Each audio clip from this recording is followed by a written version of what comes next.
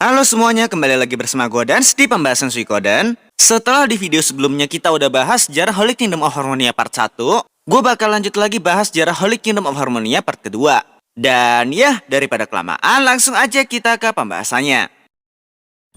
Di pertengahan abad keempat kalender Solar Year atau antara tahun 300 sampai 400 Solar Year, Harmonia melakukan ekspansi besar-besaran ke wilayah Grassland dan berhasil merebut sebagian besar wilayah Grassland. Harmonia menguasai tanah yang berhasil mereka rebut selama berpuluh-puluh tahun. Lalu pada tahun 407 Solar Year, terjadi pemberontakan yang dipimpin oleh seorang dengan nama julukan Flame Champion bersama para pengikutnya yang menyebut diri mereka sebagai Firebringer. Perang yang dikenal sebagai Perang Firebringer pertama itu berlangsung cukup lama. Dari kubu Grassland selama 10 tahun, Flame Champion berhasil mengajak klan-klan yang ada di Grassland untuk membantunya, terutama klan bebek yang pertama kali mengulurkan tangan untuk membantu Flame Champion. Sedangkan dari kubu Harmonia, mereka berhasil menyandera sekitar 5.000 pejuang Grassland yang berperang bersama Flame Champion. Hal itu membuat Flame Champion kehabisan akal dan memilih untuk menyerahkan diri demi 5.000 tahanan Grassland yang dibebaskan sebagai imbalannya. Nah, kenapa Harmonia menerima tawaran tersebut? Alasannya karena Flame Champion adalah orang yang paling berpengaruh dalam perang Firebringer pertama, yang dimana selain dia adalah orang yang memimpin kubu Grassland dalam perang tersebut,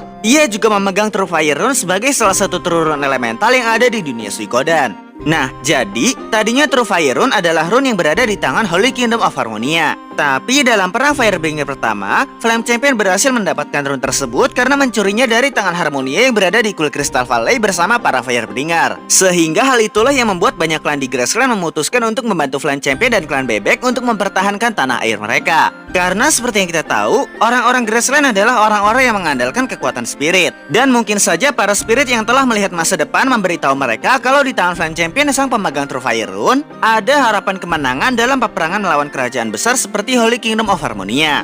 Lanjut lagi ke story-nya, meskipun Flame Champion telah ditangkap oleh Harmonia, tapi pada akhirnya ia berhasil dibebaskan oleh para Firebringer yang dipimpin oleh dua Firebringer terkuat. Yap, mereka adalah Yat-Like Fellow sang pemegang True Water Rune dan Gedo sang pemegang True Lightning Rune. Untuk Gedo sendiri mungkin kita udah tahu kalau True Lightning Rune yang ia dapatkan bukan berasal dari Harmonia. Tapi untuk Yat atau Jimba masih menjadi misteri apakah True Water Rune yang dimilikinya ia curi dari Harmonia atau memang sudah ia miliki jauh sebelum pertempuran Firebringer berlangsung. Kembali ke story-nya, Harmonia yang pada saat itu sudah marah besar dan salah karena telah meremehkan Flame Champion dan para Firebringer, mereka pun mengerahkan kekuatan militer mereka dalam skala yang sangat besar untuk menghancurkan orang-orang Grassland. Tapi di saat Grassland sudah diambang kekalahan, tiba-tiba Flame Champion tidak bisa mengendalikan kekuatan True Fire Rune yang berada di tangan kanannya. Sehingga hal itu menimbulkan ledakan api yang sangat besar yang berlangsung selama 10 hari 10 malam, yang akhirnya membuat perang Firebringer pertama berakhir karena gugurnya banyak pasukan dari kubu Harmonia maupun kubu Grassland. Kedua pihak tersebut akhirnya membuat perjanjian gencatan senjata yang berlaku sampai 50 tahun ke depan. Dan meskipun Harmonia kehilangan wilayahnya yang berbatasan dengan wilayah Barat Dunan, tapi setidaknya mereka mendapatkan wilayah baru Grassland yang mencakup wilayah sekitaran desa Lebuk dan kota Saleria.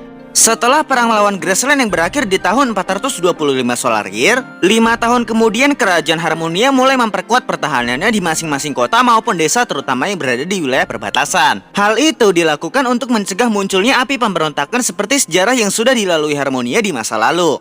Lanjut ke tahun 440 Solar Year, Harmonia berhasil menaklukkan sebuah negara yang berada di barat Harmonia yang bernama Sanadia. Hal itu karena orang-orang Sanadia melawan keputusan Harmonia yang mengklaim sebagian wilayah Sanadia sebagai tanah milik Harmonia. Sehingga pada akhirnya Sanadia menjadi sebuah provinsi dari kerajaan Harmonia yang tidak begitu dipedulikan karena keturunan orang-orang Sanadia dibawa ke Crystal Valley untuk dijadikan warga negara Harmonia kelas 3. Walaupun di tahun 452 Solar Year akhirnya pihak Harmonia membuat kebijakan baru yang dimana orang-orang Sanadia ataupun keturunannya mereka telah resmi dinaikkan kastanya menjadi penduduk kelas 2, yang artinya mereka telah dianggap sebagai penduduk asli dari kerajaan Harmonia. Lanjut lagi, di saat negara-negara lain mengalami konflik internal maupun eksternal, Harmonia kembali memanfaatkan momen-momen tersebut. Salah satunya adalah perang internal Queendom Valena antara kubu Pangeran Frejador melawan Godwyn yang mengincar Santurin di tahun 447 sampai 450 Solar Year. Pada saat itu, Harmonia sempat ingin ikut campur dalam konflik internal tersebut. Tapi pada akhirnya mereka mengurungkan niatnya setelah mendapat sebuah informasi dari salah satu agen Howling Voice Guild. Bagi yang belum tahu, Howling Voice Guild adalah organisasi penting kerajaan Harmonia yang mungkin kedudukannya kalau di dunia nyata setara dengan agen khusus atau mata-mata. Nah, kalau kalian ingat Katari yang ada di Suikoden 5, Katari adalah salah satu agen Howling Voice Guild. Tapi orang yang menyampaikan informasi kepada Harmonia masih menjadi misteri apakah itu Katari sendiri atau ada rekannya yang tidak diperlihatkan di Suikoden 5. Mengingat kalau pada saat itu Katari sedang mencari jalan untuk pergi ke Sol Valena sebagai ibu kota dari Kingdom Valena. Intinya saat perang yang terjadi di Suikoden 5, kehadiran Katari menjadi bukti adanya jejak-jejak agen dari Kerajaan Harmonia yang memata-matai keadaan yang terjadi di Kingdom Valena. Tidak hanya gerakan politik yang dilakukan secara diam-diam, Harmonia juga melakukan gerakan politik yang dilakukan secara terang-terangan. Yang dimana pada saat perang antara Highland Kingdom dengan Dunan Army yang terjadi di tahun 460 Solar Year atau timeline Suikoden 2, Raja Luka Black yang pada saat itu ingin memusnahkan Dunan Army dalam waktu cepat, ia meminta bantuan dari Kerajaan Harmonia. Nah, sebagai kerajaan saudara pun, akhirnya Harmonia mau membantu Highland dengan mengirimkan jumlah pasukan yang sangat besar yang dipimpin oleh Jenderal Muda Sasarai. Walaupun pada akhirnya Sasarai harus mundur bersama pasukan yang tersisa karena pertempuran tersebut berhasil dimenangkan oleh pihak Dunan Army yang dipimpin oleh Ryogen Kaku.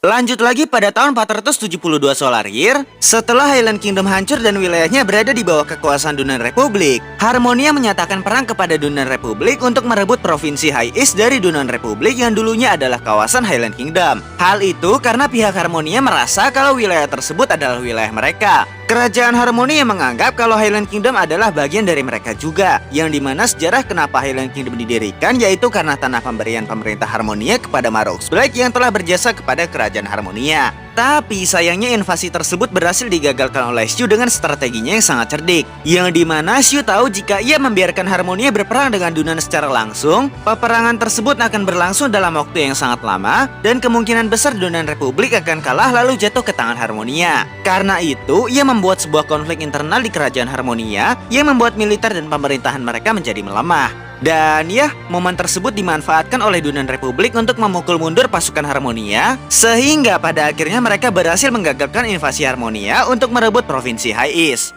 Setelah 3 tahun berlalu, keadaan politik dan militer Harmonia sudah kembali stabil. Selain pulihnya keadaan kerajaan Harmonia setelah konflik internal yang mereka alami, tahun 475 Solar Year juga merupakan tahun berakhirnya perjanjian gencatan senjata dengan pihak Graceland. Tentu saja hal itu membuat Harmonia memulai pergerakannya lagi untuk menyerang Graceland dengan tujuan untuk menghancurkan seluruh klan yang ada di Graceland dan merebut kembali True Fire Rune yang telah dicuri Flame Champion pada perang Firebringer pertama. By the way, pada saat itu, Sasarai sudah menjadi seorang bishop dari kerajaan Harmonia. Dan selain Sasarai, ada satu orang lainnya yang baru saja diangkat menjadi bishop, tapi ia sangat merahasiakan identitasnya sehingga ia dikenal sebagai Musket Bishop.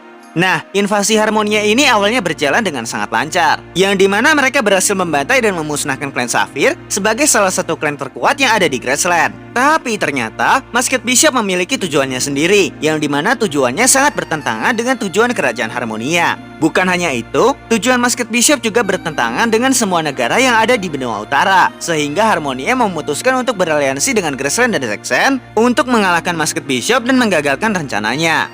Nah, kenapa Zexen bisa ikut campur dalam urusan Graceland dengan Harmonia? Hal itu karena awalnya mereka sudah bersiap-siap untuk berperang dengan Harmonia, karena mereka sudah tahu kebiasaan gerakan politik yang dilakukan kerajaan Harmonia. Yap, sejak dulu Harmonia adalah penguasa yang selalu menginvasi negara lain demi kepentingan mereka. Bahkan Harmonia tidak memiliki belas kasihan sama sekali ketika mereka sedang menginvasi negara lain. Tentang Musket Bishop, pria misterius di balik topeng tersebut ternyata adalah Luke. Selain itu, baik Sasarai maupun Luke ternyata keduanya adalah sepasang saudara kembar, yang dimana mereka adalah kloningan dari Hikusak, sang pemimpin tertinggi dari kerajaan Harmonia, yang dibuat agar tujuan Hikusak untuk mengumpulkan 27 True Rune yang ada di dunia Suikoden bisa menjadi kenyataan. Hal itulah yang sekaligus menjadi jawaban kenapa Sasarai memegang True Earth Rune dan Luke memegang True Wind Rune. Dan hal itu jugalah yang membuat Luke memiliki ambisi dan tujuannya sendiri yang sangat besar. Karena seperti yang kita tahu, Luke telah melewati 2 pertempuran besar yang melibatkan True Rune dari masing-masing kubu. Yang dimana di Suikoden 1 adalah pertempuran antara Soul Eater melawan Sovereign Rune, dan di Suikoden 2 adalah pertempuran antara pecahan Rune of Beginning. Yang dimana rune dengan kutukan yang membuat penggunanya akan selalu bertarung adalah Black Shield Rune dan Black Sword Rune. Selain itu, di dalam 2 perang besar tersebut juga terdapat True Rune yang lainnya.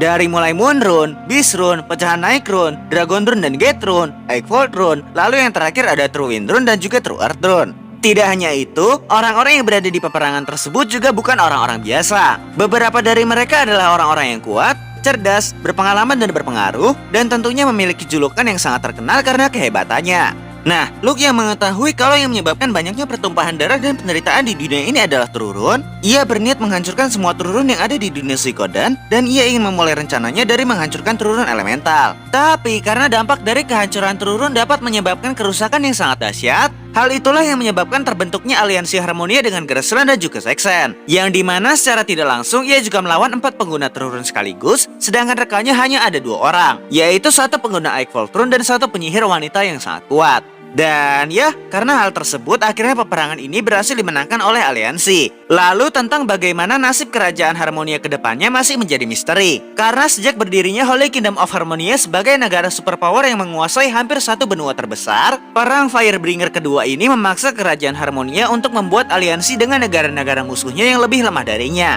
Karena itu, apakah hubungan politik mereka sekarang berubah menjadi sahabat atau tetap menjadi musuh yang akan memicu perang di antara mereka suatu hari nanti? Oke semuanya, mungkin segitu aja dulu pembahasan kali ini. Dan ya, gua Dans, arigatou gozaimasu, salam hikikomori.